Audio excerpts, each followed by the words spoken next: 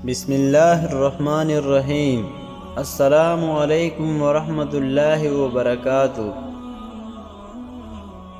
میں نے دیکھے ہیں دل میں زہر رکھتے ہوئے شہد اگلتے ہیں لوگ۔ گناہ کو پلانے کا ذریعہ بھی مت بنو، ہو سکتا ہے آپ تو توبہ کر لو، پر جس کو آپ نے گناہ پر لگایا ہے وہ آپ کی آخرت کی تباہی کا سبب بن جائے۔ جب آنکھوں سے سجدے بہنے لگے تو قبولیت کی سمندر میں ضرور ہلچل ہوتی ہے۔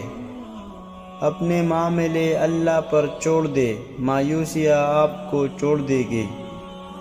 ہم ایسے زمانے میں جی رہے ہیں جہاں بے ادب لوگ ادب پر بات کرتے ہیں۔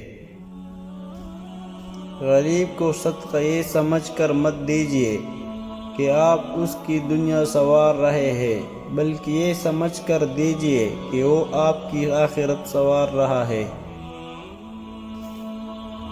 انسان ساری زندگی دولت کا ڈھیر اکٹھا کرنے میں لگا رہتا ہے، لیکن آخرکار اس کے حصے میں مٹی کا ڈھیر آتا ہے۔